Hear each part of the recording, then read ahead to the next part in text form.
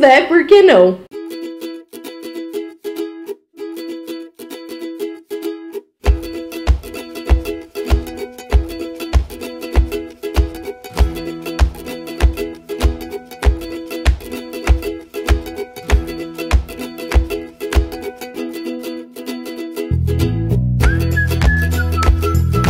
Olá e bem-vindos a mais um vídeo do canal Tirulense Vai Ser Feliz. No vídeo dessa semana a gente vai conversar sobre preservação de fertilidade em mulheres que desenvolveram algum tipo de câncer ginecológico. O grande grupo de cânceres ginecológicos são aqueles que aparecem no ovário, no colo do útero, no endométrio e na vulva.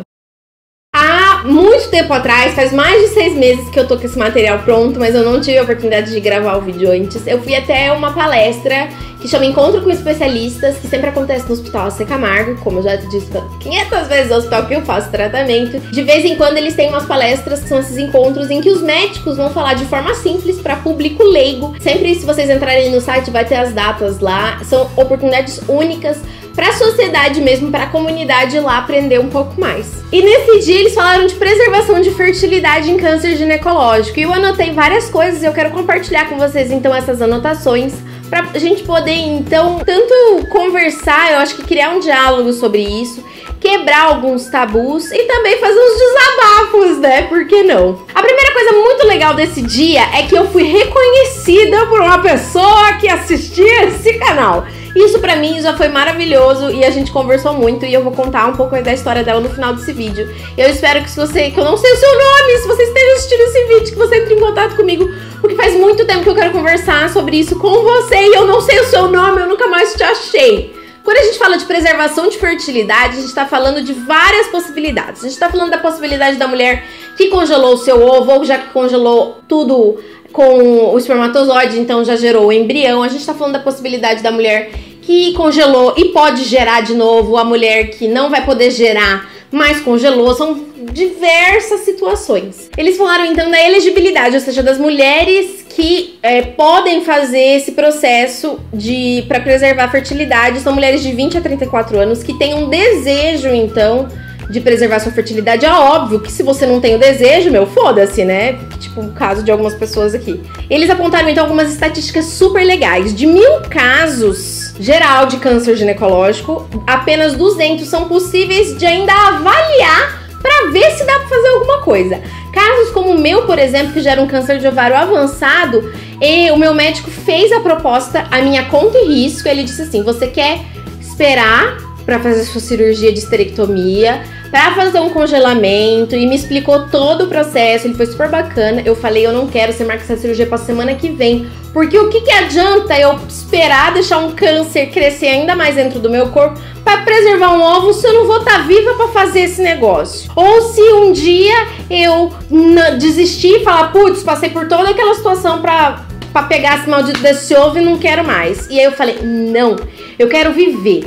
Se eu vou ter filho ou não, quais as formas eu vou encontrar para que isso aconteça? Foda-se, eu quero viver. As possibilidades para preservação, elas têm que ser avaliadas de caso a caso, mas em sua maioria são mulheres com câncer ginecológico em estágio 1, em que a lesão do câncer ou o tumor em si não tem mais de 2 centímetros, restrito ao local de que ele tá crescendo. E aí, algumas coisas mais específicas, ó, as mulheres com câncer de endométrio, de 1000 casos, só 10 casos geralmente são elegíveis para preservação de fertilidade. E quando a gente fala aqui de preservação de fertilidade, a gente tem que lembrar, às vezes é preservar o órgão reprodutor, às vezes é preservar só os óvulos. São diversas situações que são avaliadas caso a caso. Câncer de ovário, de 1000 mulheres, mais ou menos 46 apenas são elegíveis. E o que é avaliado durante esse processo é uma balança de riscos e benefícios.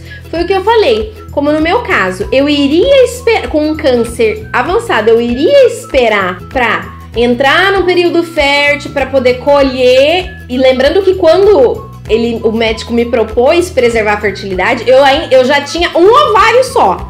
Porque eu só tinha o direito, porque o meu ovário esquerdo já tinha sido retirado em agosto. Então essa proposta foi feita em dezembro de 2013. Então eu ainda ia ter que passar por toda uma questão de ver se esse ovário ainda estava produzindo bacana, se ia dar pra retirar, ia ter que fazer, e é isso. E eu falei que nem queria fazer porque eu não sabia como que era pra fazer a retirada de um óvulo. O dia que eu descobri, foi nessa palestra, eu falei, graças a Deus. Porque depois de tudo que você passa com câncer, falar que você vai enfiar a porra de uma agulha em mim desse tamanho na minha barriga, não vai não. Então eles vão avaliar então a função ovariana. Imagina eu no meu caso com um ovário só, aquele negócio já não estava muito bom. E o processo de coleta e congelamento, que existem, é uma situação assim, tem que tomar um monte de injeção de hormônio, tem que, aí você vai lá, você tomou todo o hormônio, fez toda a tranqueira, aí você chega lá, não dá pra colher, aí tem que esperar o próximo período fértil, e isso o tempo tá correndo. Algumas mulheres têm esse tempo e outras não têm esse tempo. Então vai de você com seu médico conversar. Você precisa conversar mesmo, não importa. Ai, descobri um câncer de ovário em estágio tal, quero ter filho, blá blá. Conversa, porque às vezes na sua situação é possível. E finalmente, pra finalizar isso que eu falei que ia contar a história, foi dessa moça que eu conheci. Ela teve câncer de ovário, congelou o óvulo e tava em processo já pós-químio pra fazer o aconselhamento genético, porque existia a possibilidade, por ela ser muito jovem, dela ter mutação no BRCA1 e 2, que são os genes que a gente faz o aconselhamento genético, que tá no vídeo, que eu já falei que tá listado aqui embaixo. E aí na hora da palestra ela perguntou pros médicos: há possibilidade, se eu for se der positivo o meu exame para mutação genética, que meu óvulo esteja, né, tenha herdado essa mutação? Os médicos disseram que é uma questão inconclusiva, porque no Brasil ainda é antiético você testar tanto óvulos quanto embriões para mutações genéticas. Porque ela falou: e se eu tiver a mutação? Como que eu vou ficar em paz sabendo que um dia eu vou ter um filho que vai herdar essa mutação, e uma filha, né, ou um filho que vai poder desenvolver um tipo de câncer, porque câncer de mama também acontece em homens. Ela tava tão, sabe, tão confusa e tão angustiada com aquela situação, isso que ela nem sabia do resultado. E tava confusa se ela não sabia se ela queria mesmo fazer uma inseminação no futuro, se esse óvulo tinha ou não mutação genética.